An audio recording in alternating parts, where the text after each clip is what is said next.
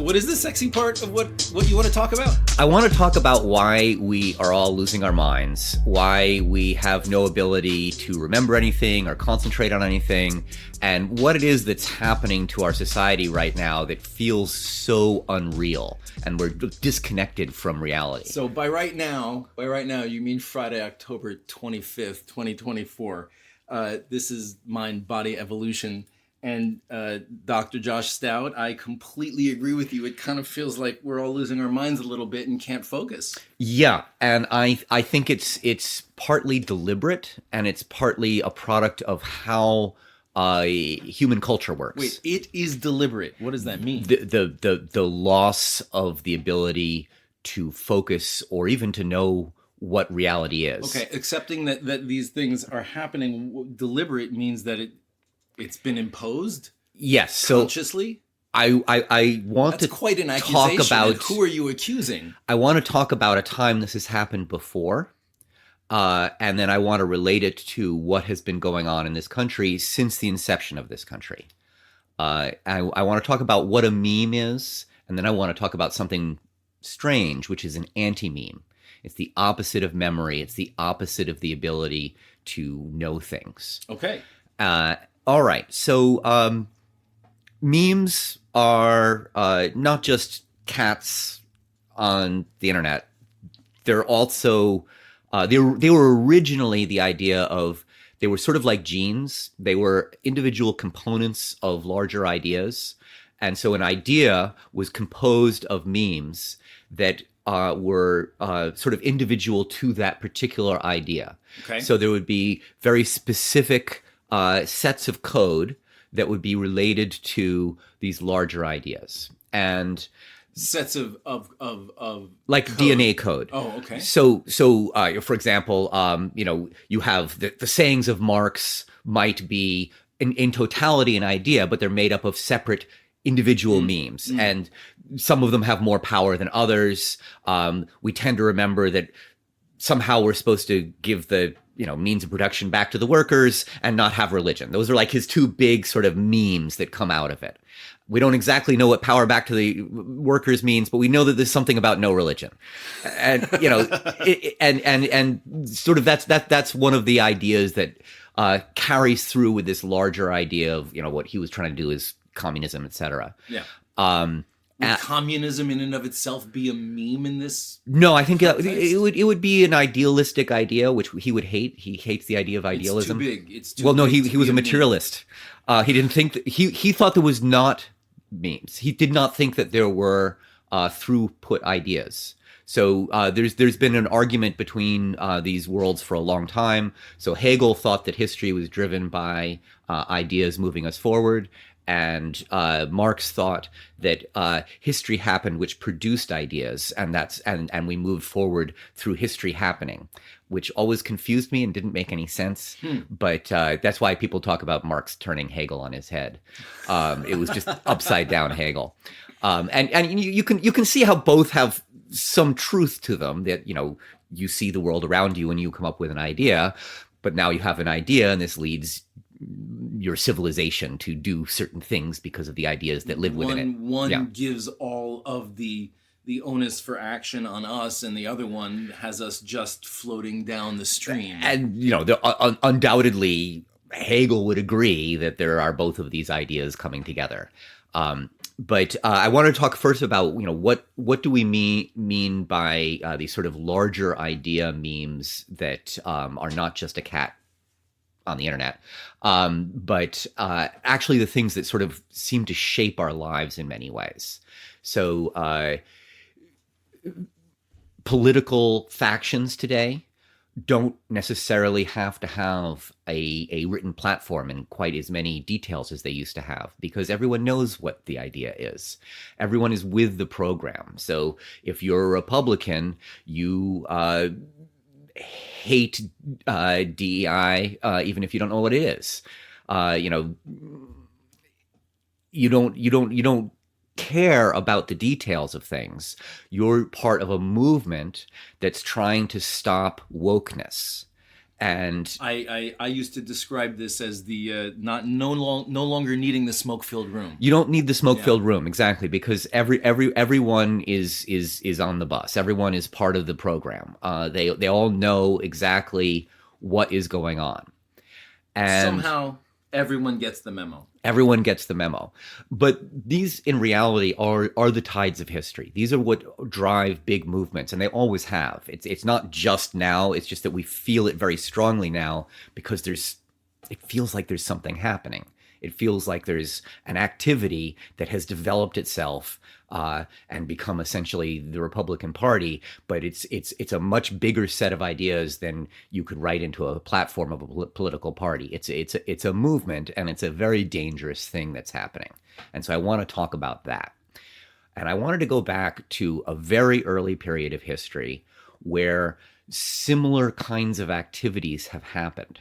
So around 1550 BC, or BCE if you prefer, the people who were going to eventually be the Jewish people, the Hyksos, were fleeing Egypt after having ruled Egypt, and they had already developed something like the beginning of monotheism. So as an Egyptian former pastoralist people, they had seen storms, they'd seen the desert, they got the idea of the sun, and all of these things had gone together into a sort of storm god, sky god. It was associated in Egypt actually with Set. Set was not considered quite as evil until after the Hyksos, at which point they're like, Set is also the god of foreigners. And so the Egyptians basically designed their whole theology, redid it after the Hyksos left and said, that's what evil is. But this idea of a monotheistic God sort of persisted. And this is what I mean by a meme. It's something that is difficult to let go of. It's an idea. It has lots of connections. And everyone kind of knew what it was. This was okay within Egyptian society, somewhat the way many ideas that we don't like are okay in American society today. American society is open to ideas. Egyptian society was open to gods. You could just add more gods. It was really easy to do. And there was no easy way in their society to get rid of gods that you didn't like. It wasn't really something possible. But they lived in a world of memes that were extremely magical. Ideas were things. You could write them down on a wall and you could change the ideas and then the things would change. And so everything was connected. The prayers you said made the sun come up in the morning. You wrote them down on your walls of your tombs, and it kept your soul alive after death. All of these things were reality, but also forms of information essentially. So 100 years go by. The Hyksos themselves have gone up to the area of Palestine, and they're now with the pastoralists up there herding sheep, and they're doing their own thing. They're now becoming almost the Jews. They're basically right about there. So around 1550 BC, the pharaoh Akhenaten or Amenhotep starts following this idea of monotheism, following the god Aten, sometimes associated with Amun-Ra. Amun-Ra, think of that's the sun god combined with the god Amun, a sheep. So there's like a little bit of a through line to these sheep herder people who had been ruling Egypt for a while. So those spiral horns of the god Amun combined with Ra. Is essentially the god Aten, this monotheistic god. So Akhenaten changes his name to Akhenaten and says, I'm the pharaoh of Aten, essentially, and I am going to make this the state religion, and we're all going to be monotheistic. His reign ends. Wait, we're all going to be monotheistic about me. No. I am the god. He named himself the god's name. He's basically the god's like purpose. He was not like the God. There's only one God, and it is not the Pharaoh. So this also changed things. So now there is a monotheistic God that rules everything. They go around and they start actually trying to change the state. He could do this to the culture and the religion single-handedly as one man. Yes, he could, because he was the Pharaoh. And so they start trying to change things. And something that's been around for 2,000 years already. He's going around and changing documents and destroying statues and all this kind of stuff. He leaves power. Tutankhamun comes into power. Tutankhamun is a young, fairly malleable pharaoh, and is able to be manipulated by priests who remember what it was like before there was monotheism. And so he's now got Amun in his name there, Tutankhamun, but he's turned away from the monotheism and back to the standard religion. When Tutankhamun dies early, possibly 17, assassinated, right? Something like that. Yeah. A whole new dynasty starts, and the basically reason for the beginning of this dynasty was getting rid of this monotheistic idea. And so they systematically eliminate all accounts of the god Aten. They erase all of the texts, they erase any carving, they destroy anything they can find, and they destroy any reference to the pharaoh himself. And he no longer exists. And it wasn't until relatively recently that we discovered all this. He was lost from history entirely. He didn't make it into anything. The Romans didn't know about him. He was gone. And so this is what I mean by memes and anti-memes, where you have an idea that can spread. It can be sometimes antithetical to the society it's part of. Right? So you have a society of accepting all gods, suddenly accepts this idea of monotheism that specifically says it does not accept all gods, it only accepts one God, and there's a clash between the two.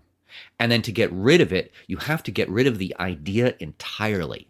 And because of what Egypt was, they did it. And they wiped it out and they erased it from the surface of the earth. And basically no one knew about it for another 2,000 years. Dead. I want his family dead. I Exactly. want his house burned to the ground. I want to piss on the ashes. Yeah, no, it was absolutely that. It was absolute destruction of anything he'd ever touched or done or looked at or anything. And so this is the anti-meme, not just in effect during that time when they were effecting these changes, but the fact that he and this entire movement had been forgotten for almost thousands of years. Yeah, more than thousands of years. More than thousands. Yeah. How long? 1550 till 19th century. So 3,000 years. Yeah. So that was a pretty strong and effective anti-meme. It worked. Yeah, it worked. And so it is possible actually to destroy ideas. We'd think that's not really possible, but it can be done. But it's not. Well, see, and then it comes back again. Exactly. And while that was happening, monotheism was flourishing as a non-Egyptian religion right next to Egypt since then, basically for the last 3,000 years. And still clashes between these cultures. Monotheism everywhere now, but now we've got divisions between kinds of it. Not talking about that today. I just wanted to talk about how this could be done and what these things might involve. So the meme essentially that created the United States was the idea of equality. And this was dangerous to the European leaders. They did not like the idea of democracy, seemed like chaos and peasants to them. And this was a lot of what was driving people to leave Europe and create the American experiment. And so Jefferson and his ideas of, we hold these ideas to be self-evident. A idea that builds itself from the very nature of being human grants us fundamental equality. And at the same time, we had slaves. And so the very first competition with this idea of equality for all was some people are inherently inferior. And so this is what I mean. I've talked about it before, that racism is the original sin of this country. It's not the first bad thing we did when we got to this country, not original in that sense, but it's the original sin as it's the first thing that we consciously did to destroy who we are. So America is founded on the idea of equality. And at its core, we have this idea that some people aren't equal. And so we have these two competing things. Equality is only for certain people. Is only for certain people. And so this is poisoned at its heart, essentially. So we destroyed irony at our very creation. In many ways. And this is one of sort of the functions of these anti-memes, is you no longer can think in certain ways because they get destroyed. And so this was absolutely specifically mentioned by the founders of the Confederacy, that yes, of course, equality for all. That's the way things should be. It's just some people are not equal, and so therefore they get to be slaves. And they're not really the same kind of people. And I've mentioned this before, racism is something that all cultures have had, but this was something very specific to America, where we'd combined the idea of equality with the idea of racism. This had never been sort of brought together in the same way that we did it in this country. And I think it poisoned us right from the very beginning. And so that's what I mean by an original sin there. And I think something is going on like that right now in this country, with the idea of free speech and open society and accepting people from other countries, and part of the project who we are as Americans, as a country of immigrants. And we are trying to turn away from that in many ways. Much like racism did, we are now leaving essentially the project of the Enlightenment, where we're searching for scientific truths. We are trying to figure out how we can achieve equality between people. We can give the vote to women. We can have the Supreme Court supporting voting rights. We can do all of these things that are actually expanding everyone's equality of power and access to a system. And there has been a through line against this based on this original sin of racism, essentially, using anti-science, first really, I think, promulgated, I mentioned this before, by the oil companies, first going against lead in the gas, then going against global warming. All of this. All of these kinds of things are using the same approach to arguments against reality. And we see the beginning of this during the Reagan period, when they start saying fake news. When the news... Did fake news start during Reagan? Yes, it really did. I know Trump takes credit for it, but Trump says a lot of things.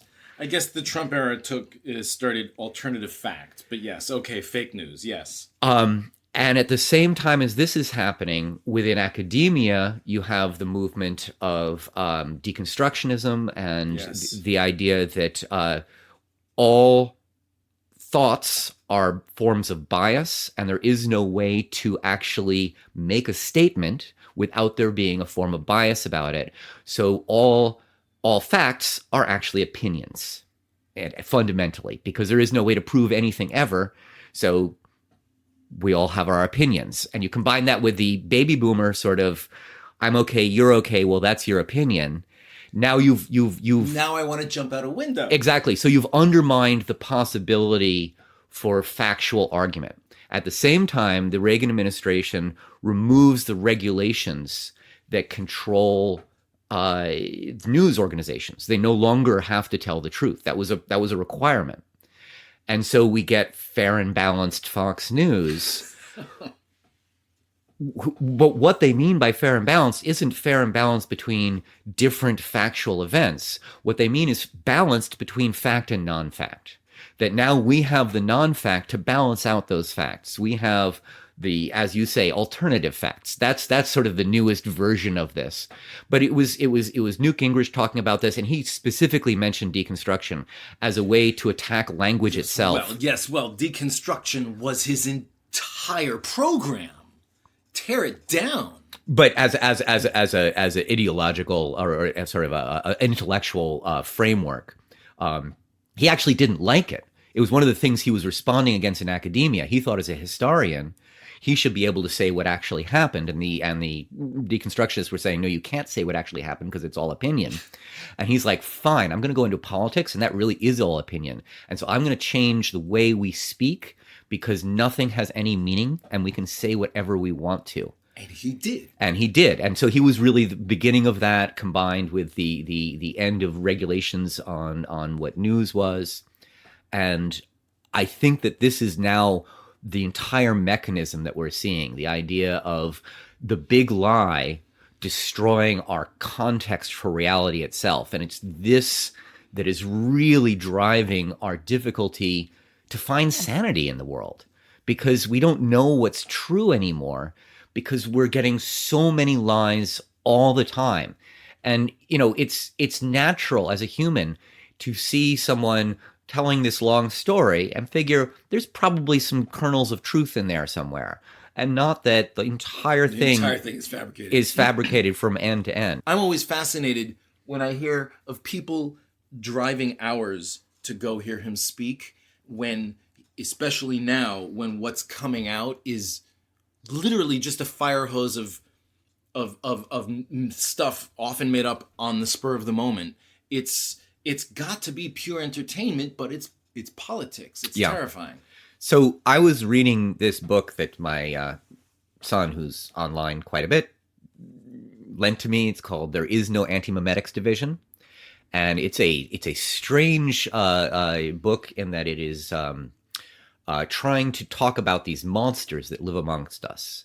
And what it had done is it basically, I don't know if personified is the right word, but talked about as sentient creatures, the idea of memes themselves.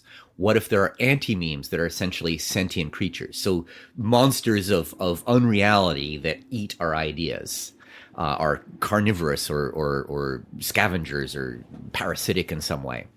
And so if we think of memes as existing outside us, even though they require our brains for production, they can be larger than any given individual, like the concept of monotheism, for example, like the concept of equality for all humans in American society. These are things that are larger than any one individual. We have different ways of describing it. We have different ways of approaching it. But these are things that we all kind of know what it is, and they can give us a way to guide our approach to life. Well, if I do something and it lessens my or other people's equality, I know that's a bad thing. And so I can say, oh, we should probably make laws that encourage people to be, have more access to democracy. And this is a reason why we should, for example, give women the vote, or stop what's happening in the South with the Jim Crow laws. We should probably change those things because they go against our fundamental meme, essentially. And we can describe it very easily, equality for all, but it means a lot of things to a lot of different people, and the whole project as one is bigger than any one person. Yes. Racism is in many ways an anti-meme against this, and it leads to all sorts of unrealities. Because you mean American racism specifically? American racism specifically, and its anti-science aspects, but also essentially anti-religious aspects. There's no way for racism to be anything other than untruth. If you are a completely religious person, everyone comes from Adam.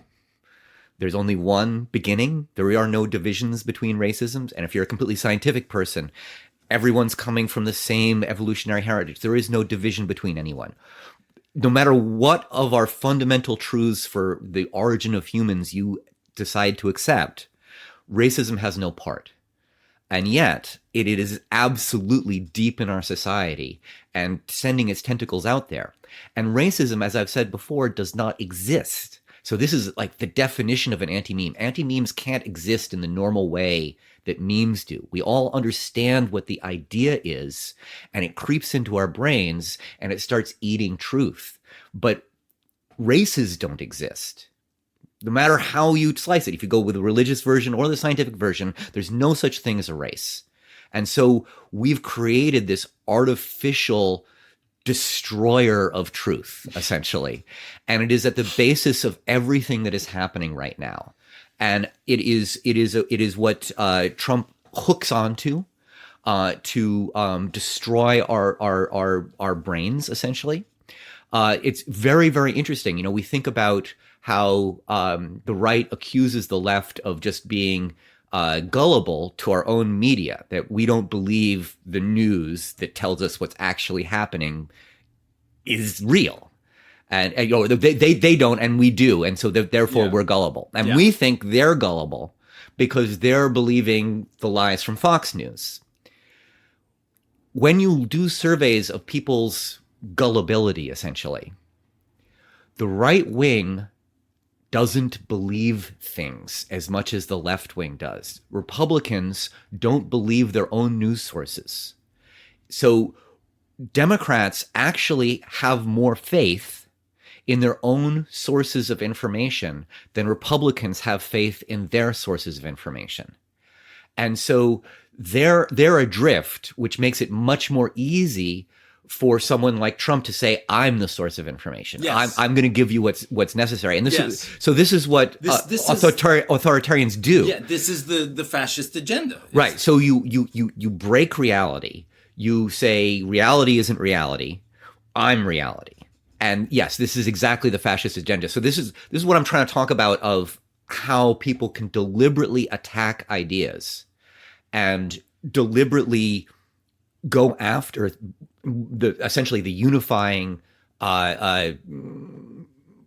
project of a society, and that this has been done over and over again from the beginning of this country, the very beginning, through till now, using this way of attacking reality itself to make your project. How do you get thousands of poor people in the South to fight for the rich people to have slaves? How do you get that to happen? How do you get that level of unreality in people's minds, that they're somehow fighting for their own heritage when they're really just fighting to enslave people? The same way that you get 47% of the people to think that this guy is fighting for them, right, and will support them and help their lives be better. Right. And so you see Kamala being asked, do you think they're stupid? Do you think the American people are just stupid? And no, of course not. They have been systematically lied to, and they're actually the people who are most worried about being lied to are the ones who are most following the MAGA agenda. And the ones who are the most worried about being lied to are the ones who are the most being lied to. Exactly. Yeah, exactly. And so, I think it is this conflict that has now somehow balanced itself in our society that is destroying our essentially our well-being. We don't know who we are anymore. We don't know if we're Americans who are welcoming of immigrants and looking for equality of all people, and the shining beacon on the hill. Right? From the very, very beginning, even of the Puritans, who were very judgmental people, they also thought, we're going to be the examples for all other people. Puritans didn't like the slavery. They actually specifically had to avoid Virginia for its decadence, and they wanted to go into New England where they didn't have that decadence. But we haven't been able to separate ourselves. We are all one country. We're all one people. And we can't have these, one half of the people seeing the truth and the shining city on the hill, and we're going to live in ways as examples to others. We're going to be good people. We're going to help people. We're going to share. We're going to try and help the downtrodden. We're going to bring up people and give them access to education. We're going to give everyone the vote. And the other half of the people being like, no, we're enslaving people. We are removing freedoms. Enslaving people, deporting people, removing freedom. Exactly. Yeah, exactly. So what are our anti-memes that we can employ to defeat their dangerous memes? Someone I was thinking about what happened to Akhenaten is you saw it with people like Colbert stopped saying the word Trump for a while. Yeah. Where we have to start not giving them the attention. Yeah. Because an anti-meme is like a meme in that it exists within our minds, but is also bigger than us. If we stop giving it a home in our minds, it will be harder to resurrect. I mean, like monotheism, you're not going to be able to stamp it out. The only way to not give it a home in our minds right now is to defeat it at the ballot. There's no other way. Right. Well, right now, that's the one thing we have to do. We are days away. But I'm trying to talk election. about it sort of on a larger sense, where is that education? Is that just discussion with people? Is that like what? Well, certainly as an educator, I try and go against the ideas of deconstruction.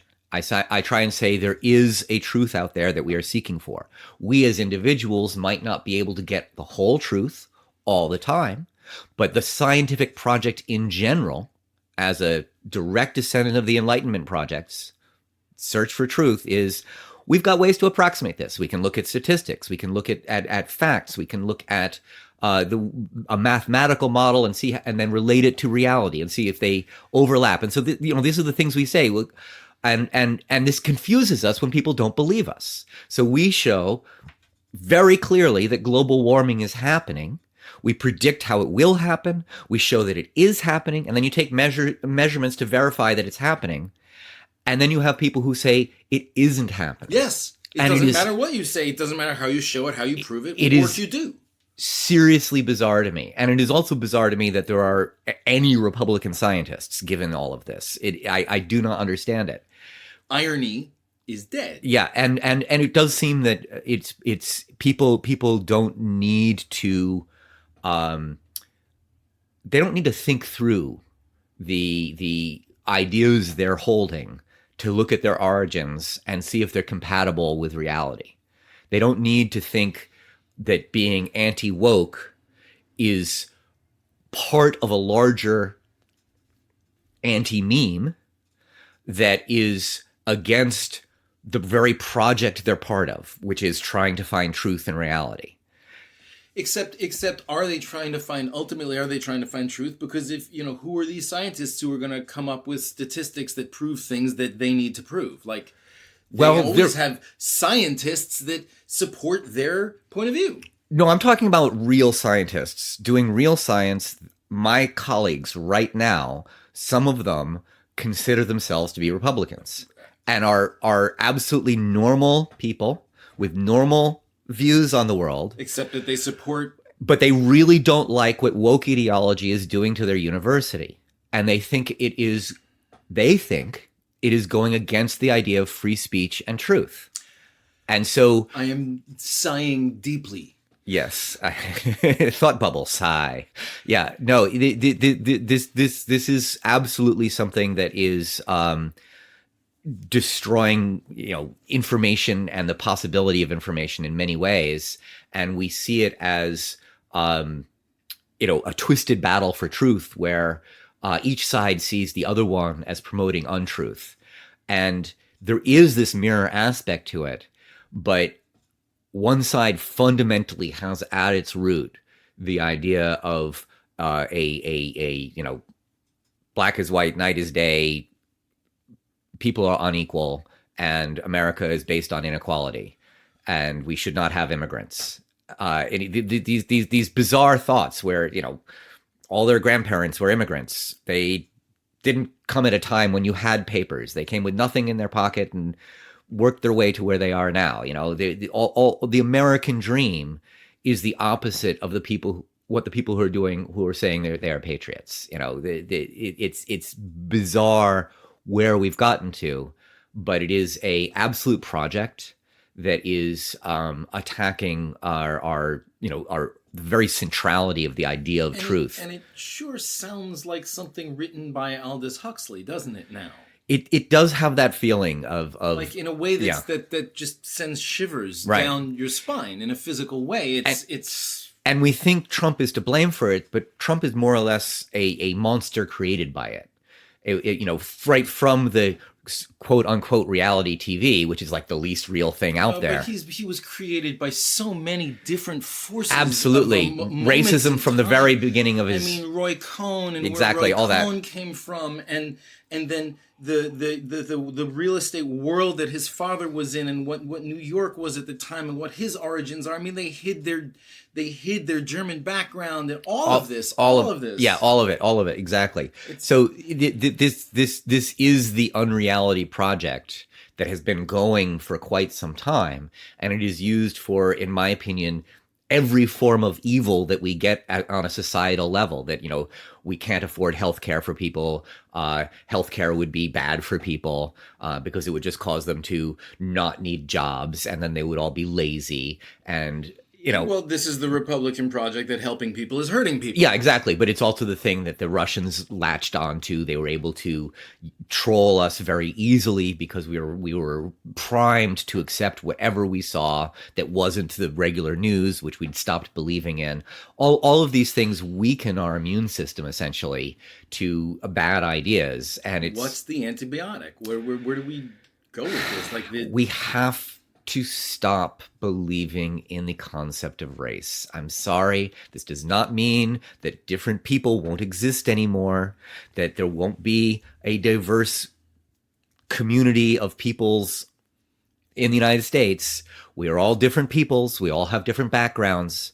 But the idea of any kind of either scientific or religious or philosophical basis to fundamental differences between people being something you can base policy on or base programs on in any way, I think is dangerous. It sounds right, but it also sounds like you're going against an entire culture, an entire society. Yes, no. I mean the way absolutely everything works and is baked in. Yeah, and the only people who go against race these days seem to be racists. And the first thing, right? It doesn't make it look like you're in good company. And the first thing I think when I first mentioned some of these ideas, you're like, people are going to say you're trying to say there's no black people.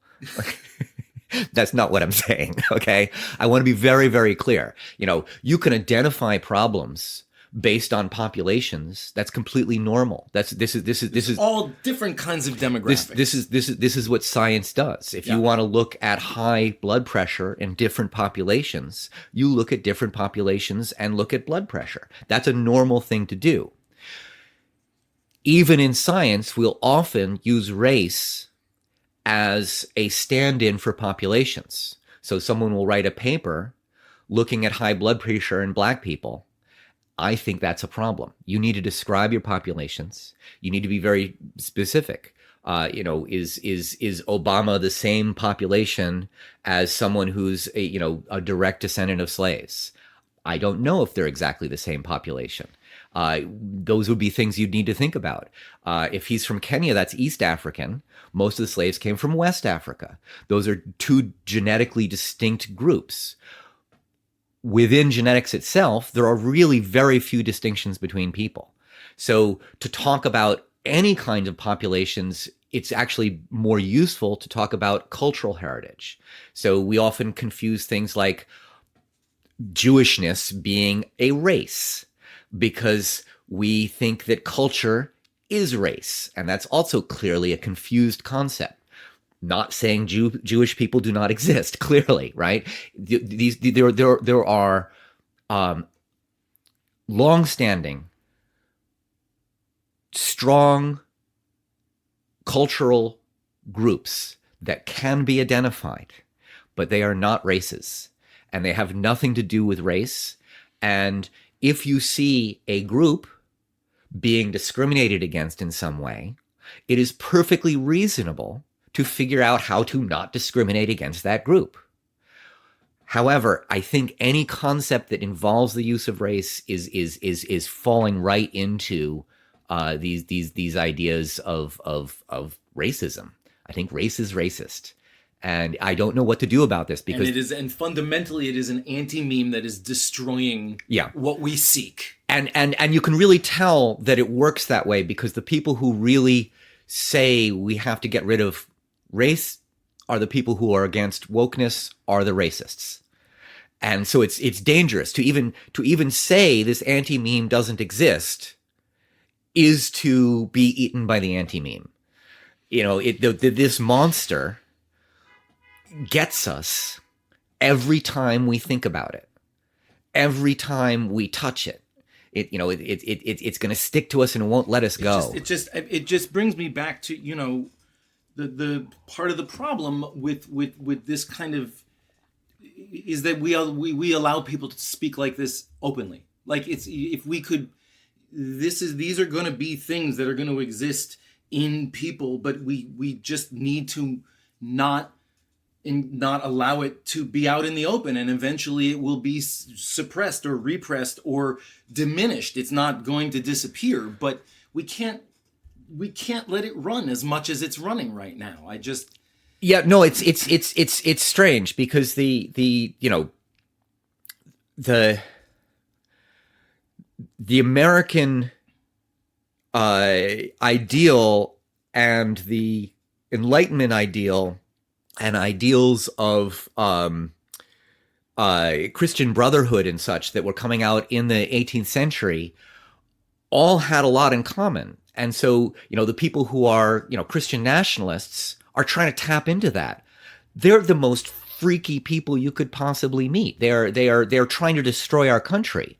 And yet they're hearkening back to a project of, you know, the lion lying down with the lamb, the kingdom of God, where we're all brotherhood, you know, the brotherhood of man, all this stuff of the Enlightenment, of the equality, the fundamental, we hold these truths to be self-evident. Right back to what you call the original sin of this country. Of breaking that. Let's go right back to the beginning. Yeah, exactly. So the people who are talking about Christian nationalism aren't talking about let's go back to our roots of equality for all and acceptance for all. They're talking about the exact opposite of that. And so we've gotten into a case where language is often meaning its own opposites. And so it breaks our minds. And this is why I'm saying that we're losing the ability to concentrate. We're losing our minds is because it's not just that truth is being attacked and we're standing there trying to defend it, but on the left, we get confused because we know at our hearts that race is racist, and yet we want to defend diversity in our universities, and so we defend affirmative action, and we defend programs that help people who are being hurt by our society, because our society has fundamental things that are racist built into it, and so we try and help people by race, and immediately people are like, well, you're racist and you're anti-white. And you get this kind of stuff happening all the time. And it is breaking our minds because... Well, yeah, I mean, I think another part of what you're saying is that every single thing is being weaponized. And that's... that's a great part of what's getting me. Every single thing is being weaponized, but we also... Even those of us on the side of good and light are sucked into this debate where we can't lose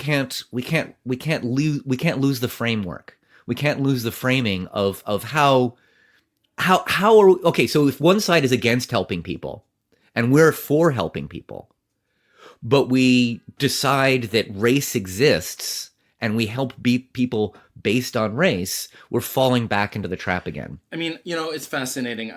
The framing, you're talking about the framing, and it brings me back to something we've spoken about a number of times, which is the default mode network in meditation. Yeah. And it occurs to me that, you know, maybe I mean, we can't make a national move towards meditation, but maybe we can. I mean, it feels like that would be a step towards being able to get ourselves mentally in a different state. Well, absolutely. And this is the strangest thing for me is that, you know, that should be the same as saying, you know, what we should really do is have more prayer. And what we really need is to pray to God and let Jesus tell us that we're all good people. Stop. And we have to be good to each other. Stop. And we have to help our neighbors, and we have to turn the other cheek. And when someone hurts us, it's the opposite of praying. It's the same. It really is the same. These are different ways that different cultures have tried to come up with how do we think about the truth. For me, I really like the Buddhist approach, where we have a religion without a deity that appeals to me, and it is something that I get, where there's only one truth and I'm trying to access it when I meditate. But it's not really fundamentally different from the Christian principles that began the Enlightenment. Sure, look, I can see how prayer is clearly meditation. I can see that, but my point is that it's not about anything done in a group. Our meditation it's a solo activity. The group or non-groupness of it, I don't think matters. I don't think prayer actually is the same as meditation in a neurological sense, but in a what its function is in terms of the ideas we are building within our heads, I think can be similar. The idea of compassion, the idea of the need to help people. But prayer wouldn't do the same thing to the default mode network as I don't think so. No, I don't think it works quite the same way. Which is where I was going with this, because it's the quieting, or rather the stimulation of the default mode network through the meditative act that might help us disassociate from this matrix that we're in every day that's destroying us. I think you actually have a very good point there. I think that's a really interesting point, because what does the default mode network do is it builds our ego, essentially. And that's an important thing. We have to have a sense of self. But all of this misinformation that we have out there is essentially eating ourselves. Yes. And which is why we can't concentrate. That's what you're saying. Yeah. So I think meditation would be a path towards letting go of some of that attack on our own self's grasp of the truth we're trying to construct. We can let go of that for a moment and maybe see reality as it is. I'm reeling right now because I haven't been able to get back to meditation since my surgery, and this is really driving home that I need to start that again. All right. I think we can probably leave it there, because I think that's actually kind of an answer, is a way to deal with some of the unreality we're facing in our lives. The lack of focus and unreality. Yeah. Is quieting our minds and seeing it all for illusion, which is what it is. And just participating in the reality that exists around us at the moment that you're meditating, rather than the constructed reality of these memes and anti-memes that are destroying our ability to think. Yeah. Well, thank you, Josh. That was utterly fascinating. All right, folks. Until next time. The Mind-Body Evolution with Dr. Josh Stout and Eric Burkell.